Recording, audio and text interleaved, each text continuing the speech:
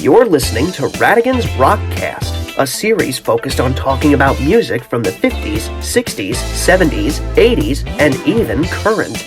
Now, here's your host, Tom Ratigan. What's going on, guys? Welcome to Ratigan's Rockcast. Whether you are listening to this on YouTube, Spotify, Amazon, Anchor, Castos, WMYO. Did I mention WMYO? Okay, wherever you were on, I am glad you were on. Woo, okay. Wanted to get that out of the way. Wanted to do that as fast as I could. Okay.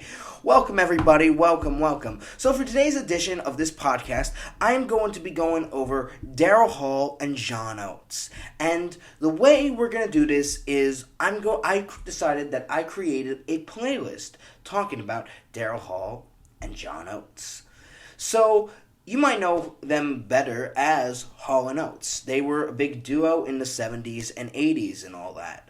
And, some people, will always kind of, undermine them and think of them as, more of, an 80s pop duo group and all that stuff. And that clearly is not who they were.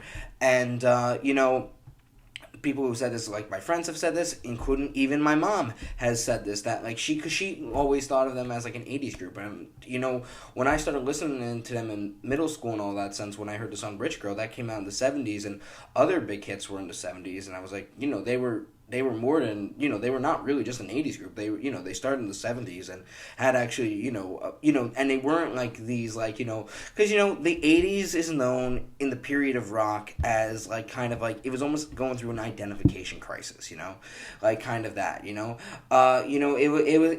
that's basically what it was going through in a sense.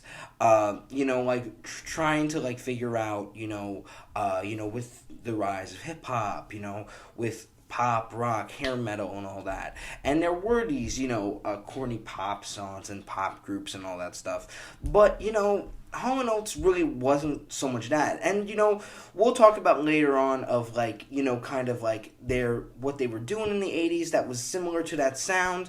But they really had some big hits in the 70s, and I think are definitely underrated for definitely their Philly soul sound, their rock sound, and also too just how great of a soul singer Daryl Hall was, and just even their harmonies together were also something that really should be taken into account, honestly. And so why don't we begin and talk about what's on my playlist. It's on Amazon Music. I made it public so you can find it. Just type up Daryl Hall and John Oates. And I called it that was because, even though everybody knows them as Hall and Oates, they always saw themselves as two separate musicians that just made music together.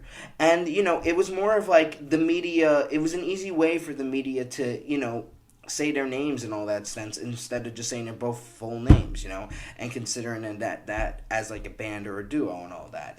It's almost like a Mandela effect in a sense, because when you look on their albums, it's Daryl Hall and John Oates and all that. So, yeah, it's almost like, for instance, the Eagles, They actually are just Eagles, not with the, but everybody calls them the Eagles. So, yeah, a little bit of a Mandela effect there. So, the playlist starts with on their second album, which was Abandoned Luncheonette, which is with the song that was their first, hit, that, it took a while for it to be a hit, but it was She's Gone. And, yeah, this is the best way to start the playlist because this is probably one of my favorite Hall & Oates songs. It's just, oh, God. I mean, you could tell it's about heartbreak, and, it's a real one of those heartbreak songs, and, the melody helps capture that tone. The tone in both Daryl Hall and John Oates' style in that sense, and how they're singing it. And what I love about this song too is because even though Daryl Hall was known as mostly the lead singer, this song is both there. They both do a good job at sharing this song, and it works so well. And I talked about this in a YouTube video about a few months ago, where I talked about how in high school Hall & Oates inspired me. And what I was referring to was that when I was, because, in 11th and 12th grade, I was studying a film. I wanted to become a filmmaker, and all that. And I was, like trying to create some ideas, for anything, like a PSA, a commercial, or a short film, or even, and also to a music video. And I wrote this music video, like I was listening to the song She's Gone a lot, and, I wasn't a huge Hall & Oates fan at the time, but I knew their stuff. Like, I liked Rich Girl, I liked, of course, She's Gone, and, I ended up listening to them a little bit more, and I ended up listening to She's Gone over and over again, and I just saw this mental movie in my head, and I had to write it down. And I wrote it at my grandparents' house. I was 17 when I wrote it. And, it was something that, was just so, like, it came out so naturally. And it was just, like, this was, like, it was all in my head, and I just needed to bring it down on paper. And, sadly, the music video never got made. If Hall & Oates actually wants them to make this music video, then DM me, because that would be cool. But, yeah, no. But hopefully maybe one day it can be made. If, if they ever did, even if Hall & Oates actually, like, themselves wanted to see it, or wanted to, see it made, or a music video for that song. Because, in the 70s, too, there weren't as many, because it wasn't really until the 80s when music videos were becoming a common thing, In the 70s, you started seeing it kind of picking up in a place, like with some promotional videos and all that sense. So it was starting to become a thing. I mean, there's not really a music video per se for that, but I remember when I was looking up stuff, there was this one video, which would be considered a music video that kind of captures the tone of the song, but just, it's very corny and just, low budget. It probably was on the TV special, but, like, it was weird because I never came across it before, and all of a sudden it was just, like, one of, like, you have to keep searching, and then it was there. And it's Daryl Hall and John Oates just sitting on, like, a chair, looking depressed after a bad breakup or something. And, they're just, they're just sitting there with the whole song. Almost like the time when the Beach Boys were on American Bandstand just lip-syncing to Don't Worry Baby, And, they're just sitting there. And then when the line, She's Gone, I paid a devil to replace her, just, a guy in a Satan mask comes up, and that's it. Like, he just runs out of the shot whenever that line comes on in the chorus. It was just so weird, and, I didn't understand it. But, like, when I saw that, and I never saw it again, I only really saw it one time, so I don't even know if it's still a video that is on YouTube anymore. But, that definitely, I definitely remember that. My recommendation is, for when you listen to the song, is listen to the 5-minute version and not the 3-minute version that was for the radio and all that, because it cuts out so much. It cuts out most of, I think, half of the first verse, and misses that wonderful, like New York East Coast saxophone style solo and all that. So yeah, and then of course, how the song just ends, which is great, which I love, is, like where they keep going, like, she's gone, it's so great how Daryl Hall and John Oates just keep going back with that line. It makes the song even more interesting and more like, oh yeah. Okay, so coming at number 2 on the playlist is Sarah Smiles. And this was on their 1975 self-debut album. I mean, not the debut, their self-titled album. So this song was about actually a person that, was important in their life, who became a songwriting partner, which was Sarah Allen. And she was Daryl Hall and John Oates' co-writing songwriting partner. And they worked on stuff together, which was really interesting. Like, they had a lot of stuff. And they also worked with her sister, too, which was, so it's just a beautiful love song. Oh, God, I mean, it works pretty well, too. It's got that slow, it's very much of that, Like you could definitely feel that like 70s love tension in it. Very, just a really good type of, like the guitar solo, like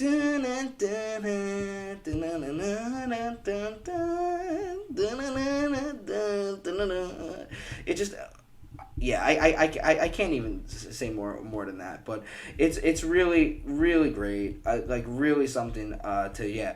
Oh, okay, yeah, Jana Allen. I wanted to like it was either Gina or Jana Allen, and all that, and yeah, they worked with Daryl Hall and John Oates as songwriting collaborators, and yeah, he wrote that.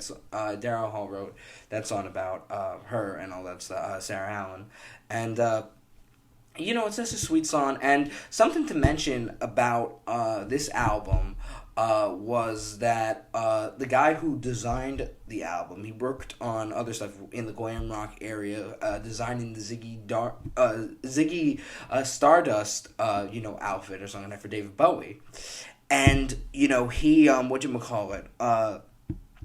So I remember watching this documentary where apparently John Oates was saying how the photographer said to them that he wanted to do an album cover and he wanted to immortalize. He said, "I will immortalize you," and he did. And that, when you look at the album cover, they're immortalized, all right. Like it's and it got to the conception in the media when they saw that. Of like people thought like, oh, they were gay, they were they were living together, they were and all that stuff, and it brought out all these rumors. And it's funny because my mom actually even thought that they were gay. My mom thought, weren't they a gay couple? I'm like, no, I don't think so.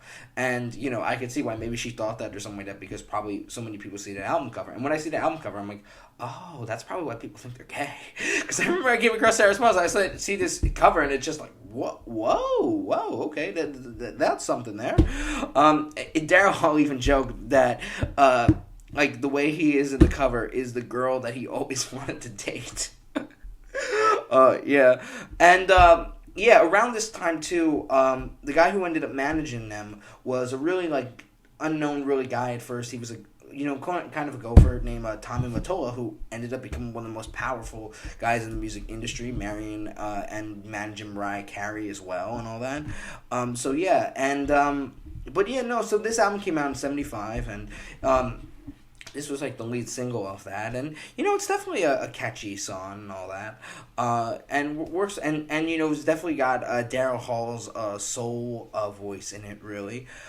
So coming at number 3, we've got Rich Girl, which is pretty much what introduced me to Hall & Oates. I knew that song as a kid, but didn't really know it was them until, like, I was, like, 13 or 14. And, like, when I listen to it, it's just like, oh, yeah, this is just a really good, and it's got really, like, a good soul, a little bit of funk, and all that stuff. And, like Sarah Smiles, Daryl Hall sings another great tune, and all that. And it was the song that really got them even more successful, and it was the song Rich Girl that made them rich guys, in a sense. That's the joke with that song and all that, because it's such a classic. I mean, you have to listen to not just his voice, but the production on it. It just works pretty well. And it came out in '76 and all that, and it works. It's like when people say that Daryl Hall and John Oates were just a poppy '80s group, look up Rich Girl, and then come back and talk to me about that. Yeah. So then coming at we take a little bit of a time gap, and we go and we're talking about their album Voices, which came out in 1980. I think was it 80? Oh yeah, 80. And and it has songs like Kiss on My List, and that's the song we're talking about next. So Kiss on My List is another, really great, this is, they recorded this album around 79, 80 and all that. And, so we still have that 70s era of Hall & Oates with us still with this album, even though it came out in 1980. I feel that way with a lot of artists that were big in the 70s. Even though it was a new decade, 1980, they still had that 70s sound and all that stuff that, we loved and all that stuff. So it still's got that, great Hall & Oates production on it. Kiss on My List is just a fun, catchy song, but a powerful beat, good harmonies, and another great Daryl Hall vocal, and all that. And then of course, coming at number 5, we've got "You Make My Dreams Come True." And this is a song you hear on probably like every commercial and all that. And this is a song that's just very like that. Like it's got like this big like almost like kind of like a synthesizer kind of. You can tell we're entering the 80s when you hear the beat of it, like the bump bump bump bump bump. Yeah, and then and then when he goes like and then when it stops and then Daryl Hall just starts singing away, it's like definitely a good song to like. I run to this song honestly when I'm running. It's a song that like you can like kind of you have a happy face on when you listen to it. The music video of course is a little not it was still when they were trying to figure out what music videos were and what they could do with this type of promotion and all that, and all they're doing is really just like, because it's a very jumpy song, they're just jumping around, like that's all they're doing, like they're just jumping around like in place, like they're just like popping out of the camera and they're like, "You make my dreams come true." Yeah, no, but so we have that, and then coming at number 6, we've got, of course, it came on their album with the same name, Private Eyes. Private Eyes. They're watching you. They see your every move. Okay, so I have a little personal story with this song. So apparently my mom told me that I hated this song as a child. That I would freak out whenever this song came on. And my grandpa would say it was probably because of the lyrics. So about 2 years ago, when my grandfather died, in all that sense, so like, this was more about a year ago. Well, my grandfather passed away 2 years ago, and, I was, in my room looking for, things and all that stuff, and I couldn't find, my keys, and, I was just like, alright, not get too upset and all that sense. I'm looking around, I'm looking for about an hour, and I stop, like, I'm looking close to like an hour, and I stop, I end up doing something else, and then I go back, looking over. Then all of a sudden I see they're on this one little, this part of the shelf right here. Like on the desk, like wherever a desk is. Like they're on the corner of the desk. Like the small, because it's like my desk had like 2 compartments and all that stuff. So it's on the bottom right of it. And I take it out, and all of a sudden I hear music on my phone playing. And it's Private Eyes. And I told my mom this, and I was thinking it was just so funny. It's like a sign from the spirits and all and stuff of like Grandpa and all this. And my mom was like even brought more and thought it was so weird. And because she pointed out that the lyrics are Private Eyes, they're watching you. And it's like, oh my God, I didn't even think of that. And it was the craziest thing, honestly, because it was like it was the strangest thing that I witnessed in all that sense. And I kind of was, I was flabbergasted. I did not know, I just couldn't believe I witnessed that or, noticed that, so an interesting moment. But this song, has been joked as, like, too much of a stalker song, and it definitely has that in the lines, but that doesn't take it away from it being a catchy tune. However, it has too much of a but like Kiss on My List and You Make My Dreams Come True, it kind of sounds like the same song, in a sense, as those two other tracks. Not to say that it doesn't have catchy lyrics or anything, but when I hear it, like when I listen to the beat, or when I'm even trying to remember it now, I keep thinking of the Kiss on My List melody, or even You Make My Dreams Come True. And when I listen to it when it comes up on the radio, I have to figure out what it is for a little while, and then I'm like, oh, it's Private Eyes. And even like now when I'm hearing the lyrics in my head, I'm like, am I thinking of the lyrics from Private Eyes, or am I thinking of the lyrics from Kiss on My List, or You Make My Dreams Come True? It's got more of like, You Make My Dreams Come True, even though it feels like it's got a little bit of that same melody, it's more, I think, similar, I'd say, to Kiss on My List in a sense. But Yeah, another great track, and of course the self-titled, album and all that. It was on that, self-titled, like as that too. It's the song on that. When I say self-titled, what am I thinking? I can't speak today. Self-titled, when the artist is named it after the album, the song title of the album. I don't know, but yeah. No, so okay. Now we're moving on to one of my other favorite songs of theirs, which is I Can't Go For That. And this is where I believe that 1981 for the group, well, for the duo, was probably their best year. That had a lot of great hits, and probably their last year of their prime, 70s, that rock era, and all that. And I Can't Go For That is an interesting beat because it's just, it's definitely got that 80s sound, but, I love the bass line, the bum, ba-dum, bum, bum, bum, bum, bum. And I think there was, they talked about in an interview once that, it's like that Michael Jackson stole the riff when he did Billie Jean and all that. Or that's at least the one that came in inspiring. And apparently that was the bass they used. Apparently they did sample that, apparently, from what I've heard. There's sources of that. I don't know for sure if that was true. It's possible and all that. But yeah, because, well, Billie Jean came out in 82 and this was in 81. So, but this song is very interesting. It's a definitely different melody than their other stuff. It's very much of like a soft. It's like a mixture of like soft rock and fast rock. Like I think it's like called I think they call it like Blue Eyed Soul or something like that.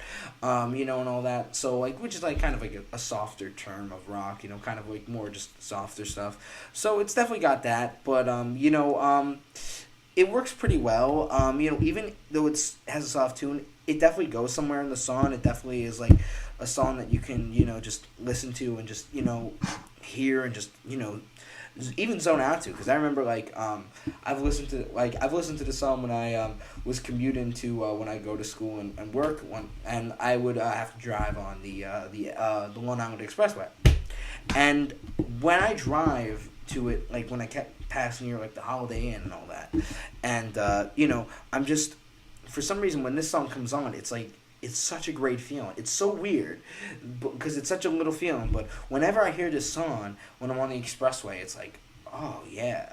This is a cool... for some reason, it's just a cool song to hear on the expressway. I just love that, starting your morning with Hall & Oates, yeah.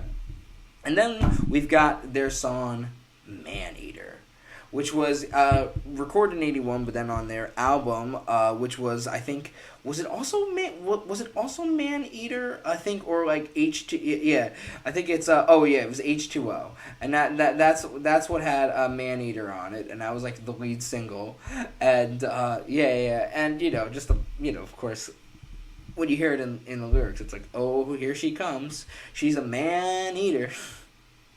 Yeah, no, but no. So two other songs that I decided to include on this is because we're now getting more into they're more, when people talk about them as a corny 80s pop group and all this stuff. This is where these next two songs that kind of are in those categories, and that is Say It Isn't So and Out of Touch. And I like these songs. They're not the songs I listen to the most from them, but out of all the other songs from them in the 80s, Adult Education or Did in a Minute, these are the ones that kind of stand out to me.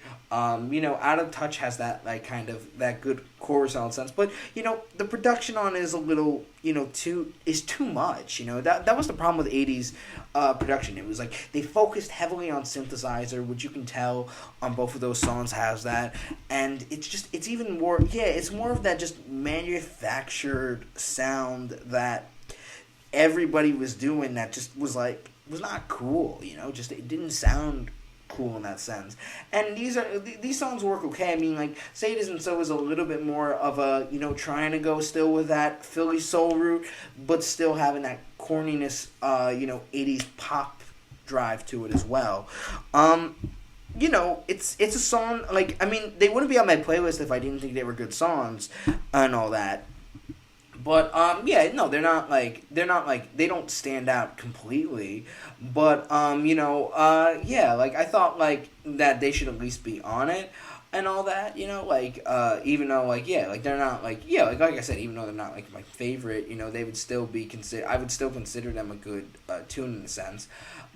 So that those songs end that part of the playlist because the playlist really was to focus more on original songs by Daryl Hall and John Oates.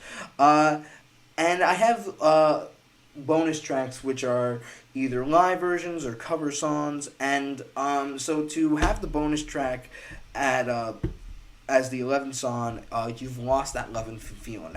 That we go back to Voices for that. And that is the version of the Righteous Brothers song. And they do a good job at updating it, basically 16 years later and all that. And it works pretty well. I mean, as a cover and all that. And it's pretty good. I mean, I can't tell if I like that version better than the original. I mean, I think they're both good in two different ways. I think they bring more of a they brought more of a version of what was going on. Like, they brought more of that 70s, 80s style to it, which worked well. And I liked it because, not a lot of songs on this list have just a duet with both Daryl Hall and John Oates, because a lot of these songs have just Daryl Hall and lead vocals. So this is one song that shows both of their vocal range, because John Oates also did definitely have, I feel like, a solid voice and all that. And so, coming at number 12, unfortunately, this couldn't make the Amazon Music playlist because it is not on, you can't find it anywhere, recorded in all sense. But, I couldn't not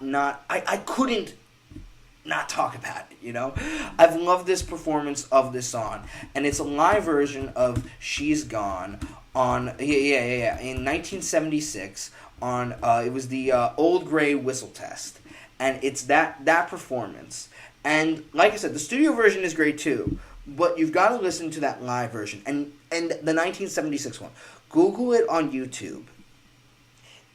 When you hear it, it brings more of an element that you can't get in the studio. And it shows too, like, when you hear John Oates singing, it's like, why didn't he sing more on it? Because he sounds a little bit more like, kind of like, it's not like he's going all at it in the studio version. But in the live version, I mean, he's just like, winning it.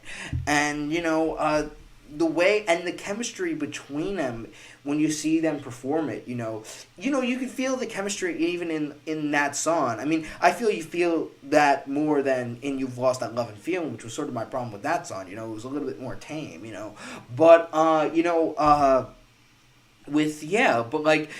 can totally feel like the chemistry and the camaraderie between the two, all it sounds like, as performers and all that, and and